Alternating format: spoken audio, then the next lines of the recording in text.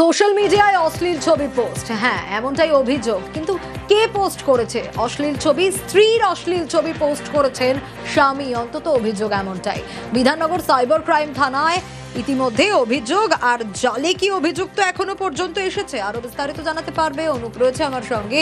অনুপ, স্ত্রীর ছবি, অশ্লীল ছবি সোশ্যাল মিডিয়ায় স্বামী পোস্ট করলেন কেন, আর এখনো পর্যন্ত কি ব্যবস্থা নেওয়া গেছে? তো চলতি বছরের সেপ্টেম্বর মাসে সল্টলেকের বাসিন্দা এক মহিলা বিধাননগর সাইবার ক্রাইম থানায় লিখিত অভিযোগ দায়ের করে তার অশ্লীল ছবি সোশ্যাল মিডিয়ায় পোস্ট করা হয়েছে এবং এই ছবি পোস্ট করেছেন পিন্টু দাস। পিন্টু দাস কিন্তু তার স্বামী, এমনটাই তিনি জানিয়েছিলেন এবং বিবাহ বিচ্ছেদ মামলা চলছে। পুলিশ সূত্রে জানা গিয়েছে গত বছর তিনেক আগে তার পরিচিত বান্ধবীকে বিয়ে করে পিন্টু দাস। বিয়ের পরে অশ্লীল ছবি একটা মোবাইলে তুলে রাখেন তিনি। কিছুদিন ধরে স্ত্রীর সঙ্গে পিন্টু ঝামেলা চলছিল এবং স্ত্রীকে মারধর করার অভিযোগ ওঠে পিন্টুর বিরুদ্ধে। এরপরেই পিন্টুর বিরুদ্ধে কোর্টে অভিযোগ দায়ের করা হয় পরবর্তীতে থানার পরে, এবং কয়েকদিন আগে স্ত্রীর অশ্লীল ছবি কিন্তু সোশ্যাল মিডিয়ায় তিনি পোস্ট করেন এবং ফেসবুকে এই ছবি দেখে গত সেপ্টেম্বর মাসে বিধাননগর সাইবার ক্রাইম থানা সেখানে লিখিত অভিযোগ দায়ের করে। সেই অভিযোগের ভিত্তিতেই পুলিশের পক্ষ থেকে একেবারে দেগঙ্গা এলাকা থেকে অভিযুক্ত স্বামী পিন্টু দাস, প্রাক্তন স্বামী, তাকে কিন্তু গ্রেপ্তার করা হয়েছে এবং আজকে আদালতে পেশ করা হয়েছে এবং হেফাজতে নিয়ে পুলিশের পক্ষ থেকে জিজ্ঞাসাবাদ করা হয় বলে এমনটাই বিধাননগর সাইবার ক্রাইম থানা পুলিশের পক্ষ থেকে স্পষ্ট করা হয়েছে। বেশ, শীতলকুচির বড় গদাইখোড়ায় আবার কি ঘটেছে দেখুন। এক এপিক নম্বরে দুই ভোটার, দুই মেহবুব আলমের নামে একই এপিক নম্বর। ছেলের নামে কারচুপির অভিযোগ স্থানীয় আনিসুর মিয়ার।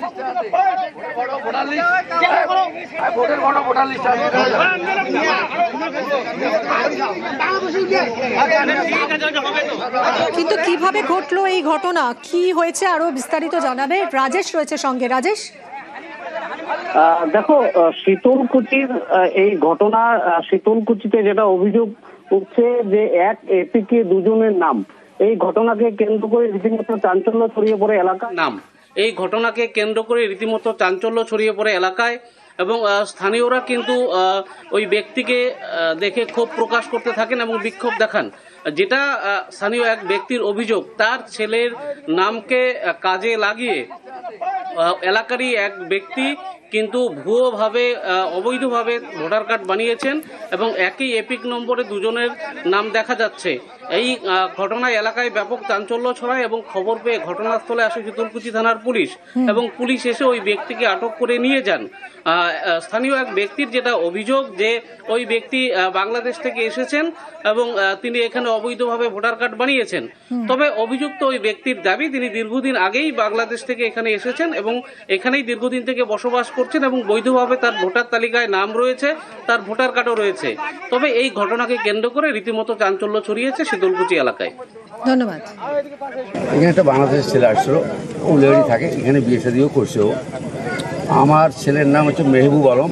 ওই ভোটের ফটোটা এসএল নাম্বারটা ও ডুপ্লিকেট করে ওর নিজের নামটা ওই মেহবুব আলমে দিছে। ওর কোনো প্রকৃত নাম নাই, ওর নামটা মেহবুবই ঠিক আছে, কিন্তু বাবার নামটা দিছে হোসেন আলিমি। মানে আলিচুর ছিল আগে, আলিচুর থেকে মোটামুটি ছিল। আমার ছেলে 24 তো ভোট দিয়েছে। ওইটা ও ওই নাম্বারটা নিয়ে ওইটা বাইর করে যাচ্ছে। ভোটার কার্ডটা আমার আগে ছিল, সেই লিস্ট বার করতে গিয়ে আমি একটা লিস্ট পাইছি। লিস্টটা আমি ইফতারে তখন দিচ্ছি, ইফতার থেকে তখন বলে একটা আমি তোমার কার্ড বানাই, একটা বার করে দিচ্ছি। ওই কার্ড দেখে আমি ওই বুথ নাম্বারটার জন্য ওই একটা ভোটার কার্ড বানিয়ে নিচ্ছি। আমি জানি আমার ভোটার কার্ডে ভোট নাম আছে দিয়ে ভোটটা দিতে বললো। আপনি কবে আসছেন বাংলাদেশ থেকে? 1995 সালে আসছিলেন। 2002 সালে ভোটার লিস্টে আপনার নাম রয়েছে? সেটা আমি বলতে পারি, আপনি বলতে পারেন না যে ভোটের লোক বলতে পারে। এখন নতুন ভোটার লিস্টে আপনার নাম রয়েছে? এখন নতুন ভোটার কার্ডে আমার নাম আছে। গতকাল থেকে এসআইআর শুরু হয়েছে, আর আজই বস্তা ভর্তি আধার পাওয়া গেল পূর্বস্থলীতে। ললিতপুরে বিলে উদ্ধার বস্তা ভর্তি আধার কার্ড। বিল পরিষ্কারের সময় বস্তা ভর্তি আধার কার্ড নজরে আসে। কথা বলবো নবকুমারের সঙ্গে। নবকুমার, এই এলাকায় এত আধার কার্ড এলো কোথা থেকে? দেখো মিমি, পূর্বস্থলী 2 নম্বর ব্লকের যে ললিতপুর আছে, যে পিলা পঞ্চায়েতে, সেখানে আজকে এক জাতি গায়ে মৎস্য জাতি, যেখানে সে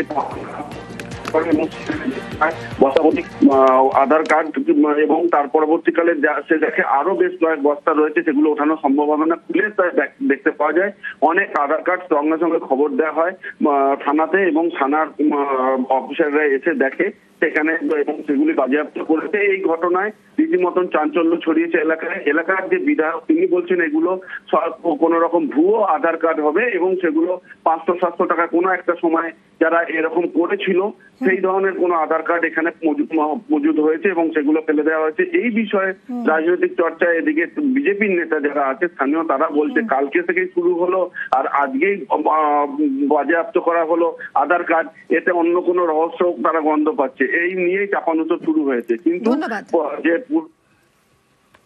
এখানে এই কচুরি পানা সব বিলে আমাদের লেবাররা সব পরিষ্কার করতে এসেছিল। প্রথমে ওরা মনে করে যে এটা কোনো লাশ টাস হবে, দিয়ে তারপরে তুলে কেটে দেখছে অফুরন্ত আধার কার্ড আর 2-3 বস্তা বিলে পড়ে রয়েছে মাঝের দিকে। কতগুলো বস্তা পাওয়া গেছে? মোটামুটি 3 বস্তা।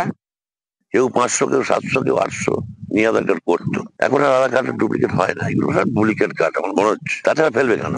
এগুলো অবৈধ। তা বাকি বিএলওর বিরুদ্ধে বাড়ি বাড়ি না যাওয়ার অভিযোগ। সাঁইথিয়ার হেমন্ত বসু পল্লীতে বিএলওর বিরুদ্ধে এমনই অভিযোগ। বিএলওর সঙ্গে তর্কাতর্কি বিজেপি নেতা কর্মী। আপনার ডেইলি সেই রিপোর্টিং আপনি করবেন, তাতে যদি কম হয় তখন পরিস্থিতি অন্যরকম চিন্তা ডেইলি 10টা করে করলেও হয়ে যাবে। এখানে যত বাড়ি আছে আমাদের কালকে অলরেডি 152টা দিয়ে হয়ে গেছে, তো খুব ভালো।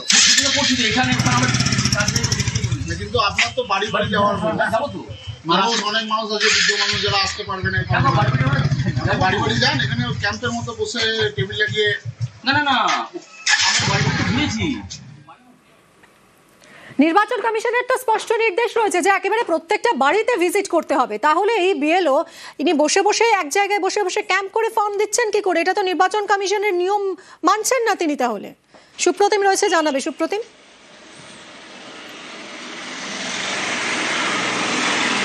একদমই, দেখো বিএলও নিয়ম মানছেন না এমন অভিযোগ তুলে কিন্তু বিজেপি নেতা কর্মীরা সেখানে বিএলওর সঙ্গে তর্কাতর্কিতে জড়িয়ে পড়ে।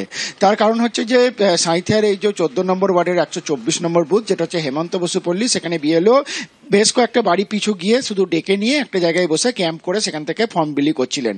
এবং সেখানেই বিজেপি কর্মীদের আপত্তি, তারা হচ্ছে যেখানে নির্বাচন কমিশনের নিয়ম রয়েছে বাড়ি বাড়ি গিয়ে সেখানে প্রত্যেককে ফর্ম বিলি করতে হবে, কেন এক জায়গায় ক্যাম্প করে ফর্ম বিলি করবেন?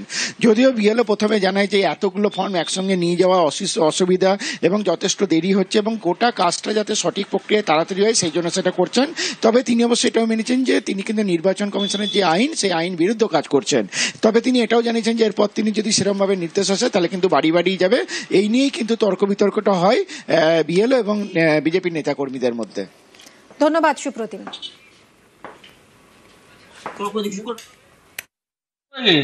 যে কার্ডটা নিয়ে আসছে অত বাড়ি ঘুরতে গেলে একদিনে কটা ফর্ম কভার করবো বলুন? বাড়ি বাড়ি বলে আসার পর তারা এখানে নিয়ে এসে কাজটা তাড়াতাড়ি হবে। এবার বেশ বাড়ি বাড়ি ঘুরছি, পারি না বলছি তো, কথাটা সুবিধা আমাদের সুবিধার জন্য কাজটা করেছি। ওটা শুনুন, ব্যাপার হচ্ছে খানিকটা বেআইনি, আবার খানিকটা যদি কাজটা তুলতে হয় তাহলে আমাদের পক্ষে সবথেকে ভালো। আপনি যেটা করছিলেন বসে বসে, এটা কি আপনি করতে পারেন? না।